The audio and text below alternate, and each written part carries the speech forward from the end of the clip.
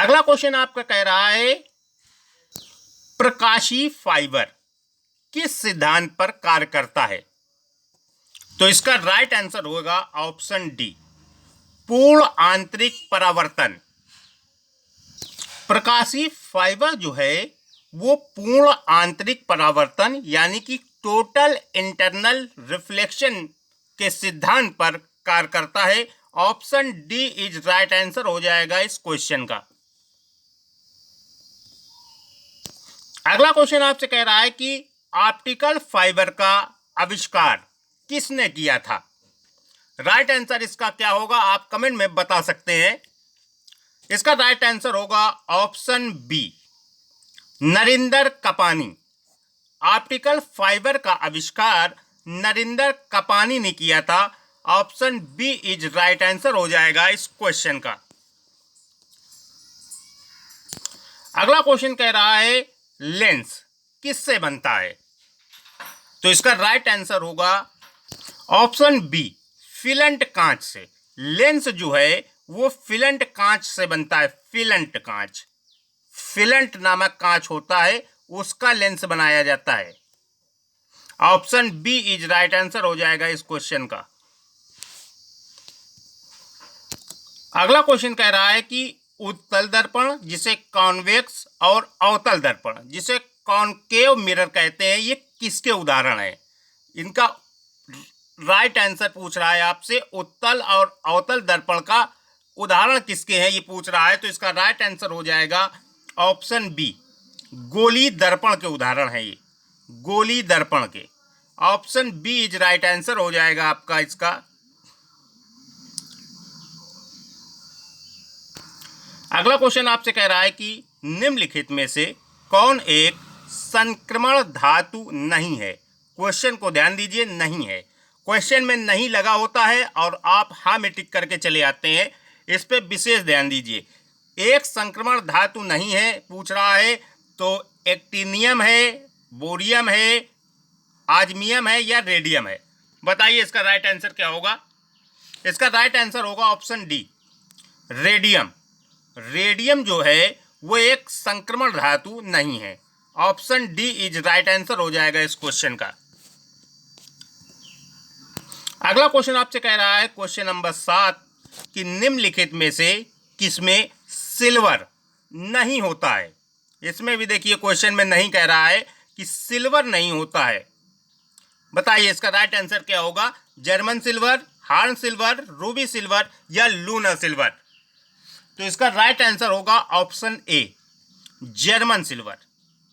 German silver में जो है वो सिल्वर नहीं होता है। Option A is right answer हो जाएगा इस क्वेश्चन का।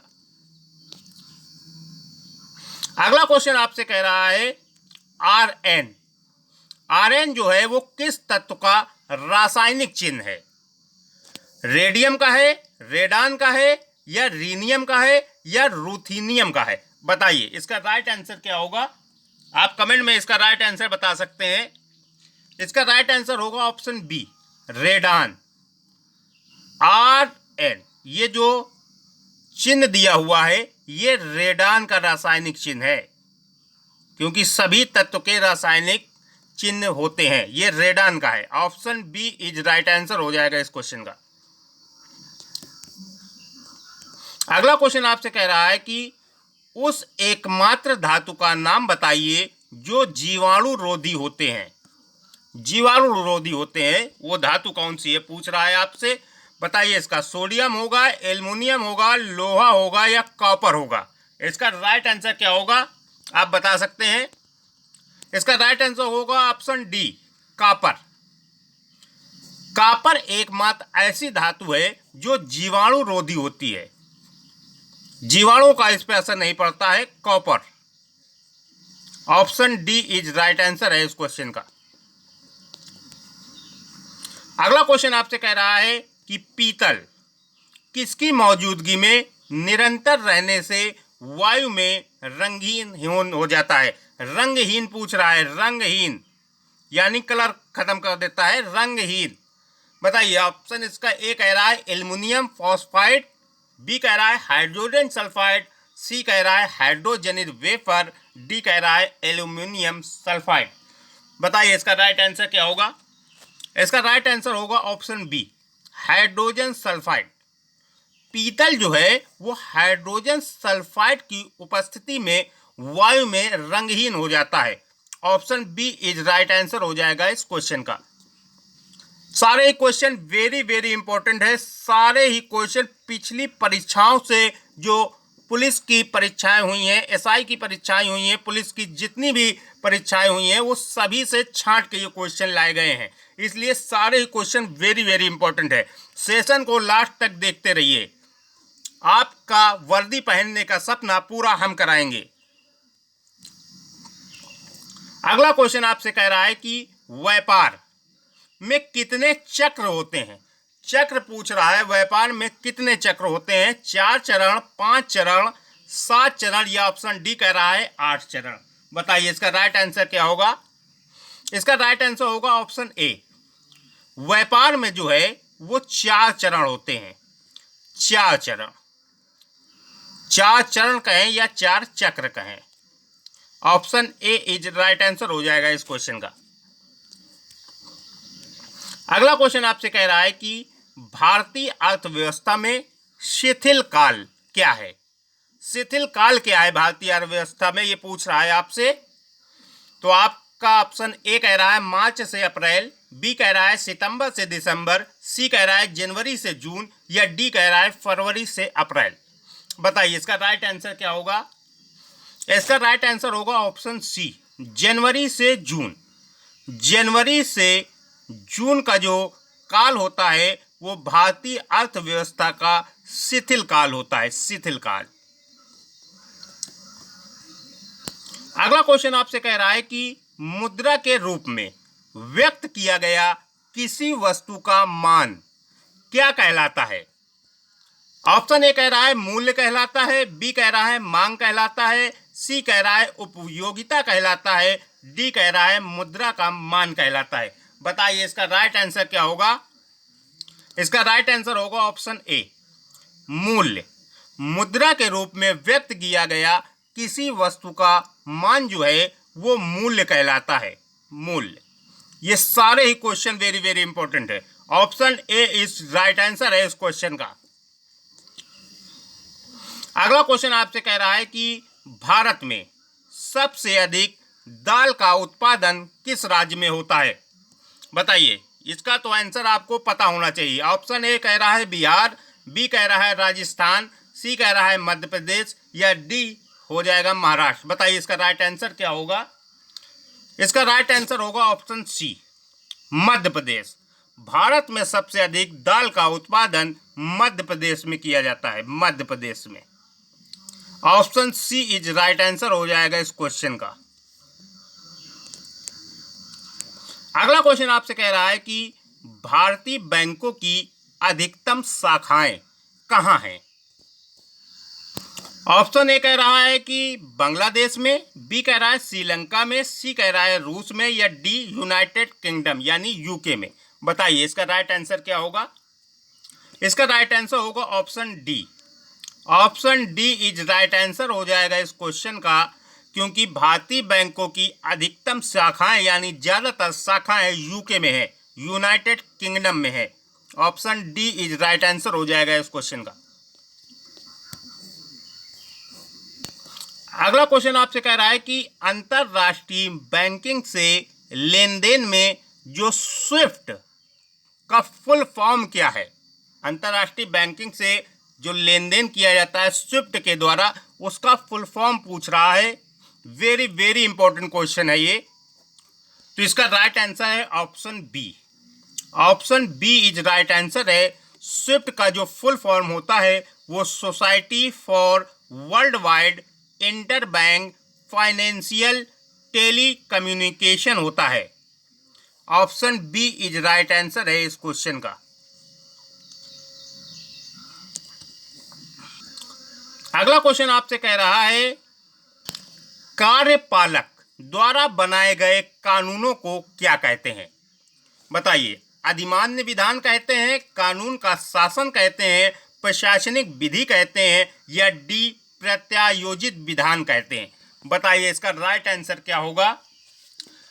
इसका राइट आंसर होगा ऑप्शन डी, प्रत्यायोजित विधान। कार्यपालक द्वारा जो कानून बनाया जाता है उसे प्रत्यायोजित विधान कहा जाता है। Option D is right answer है इस क्वेश्चन का। अगला क्वेश्चन आपसे कह रहा है निम्नलिखित में से कौन सा एक वैकल्पिक धन का उदाहरण है, यानी अल्टरनेटिव मनी का उदाहरण है?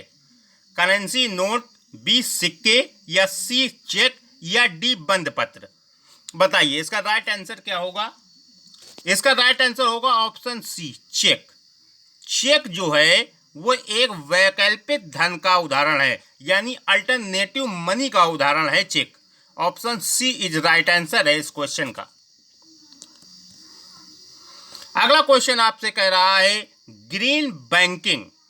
ग्रीन बैंकिंग का क्या अर्थ है? बैंकों द्वारा वनों का विकास, बैंकों द्वारा पर्यावरण के अनुकूल परियोजनाओं का वित्त दिया जाना, या बैंकों द्वारा सिंचाई परियोजनाओं को वित्त दिया जाना, या ऑप्शन डी इनमें से कोई नहीं। बताइए इसका राइट आंसर क्या होगा? इसका राइट आंसर है ऑप्शन डी, इनमें से कोई नहीं। ग्रीन बैंकिंग का जो अर्थ है वो होता है स्वच्छ ऊर्जा प्रौद्योगिकी की तैनाती में तेजी लाना। ग्रीन बैंकिंग का अर्थ होता है स्वच्छ ऊर्जा प्रौद्योगिकी की तैनाती में तेजी लाना, जो इस ऑप्शन में नहीं दिया हुआ है, इसलिए इसका राइट आंसर ऑप्शन डी हो जाएगा, इनमें से कोई नहीं। अगला क्वेश्चन आपसे कह रहा है कि 11 यूरोपीय राष्ट्रों में शुरू की गई साझी मुद्रा को क्या कहते हैं?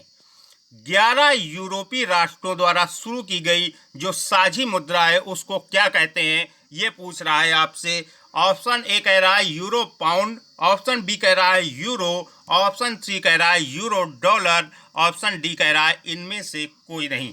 बताइए इसका राइट आंसर क्या होगा? इसका राइट आंसर होगा ऑप्शन बी, यूरो। 11 यूरोपीय राष्ट्रों में शुरू की गई जो साझी मुद्रा है उसको यूरो कहा जाता है, euro.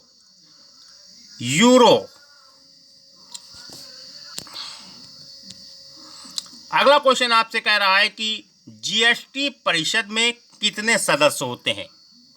Option A 30, option B 33, option C 40, option D 45। बताइए इसका राइट आंसर क्या होगा? इसका राइट आंसर होगा ऑप्शन बी। जीएसटी परिषद में जो सदस्य होते हैं उनकी संख्या 33 होती है। 33 सदस्य होते हैं जीएसटी परिषद में। Option B is right answer है इस क्वेश्चन का। अगला क्वेश्चन आपसे कह रहा है कि ब्याज की दर और उपभोग के स्तर के बीच संबंध पर सबसे पहले किसने कल्पना दी थी? Option A Amartya Sen, option B Milton Friedman, option C Irving Fisher, या ऑप्शन डी जेम्स ड्यूजनबेरी। बताइए इसका राइट आंसर क्या होगा? इसका राइट आंसर होगा ऑप्शन बी, मिल्टन फ्राइडमैन। ब्याज की दर और उपभोग के स्तर के बीच संबंध पर सबसे पहले फिल्टर फ्राइडमैन ने कल्पना दी थी। Option B is right answer हो जाएगा इस क्वेश्चन का। अगला क्वेश्चन आपसे कह रहा है कि निम्नलिखित में किसे उत्प्रभावी द्रव माना जाता है? Option A FII, option B FDI, option C ADR, option D GDR। बताइए इसका राइट आंसर क्या होगा? इसका राइट आंसर होगा ऑप्शन ए FII,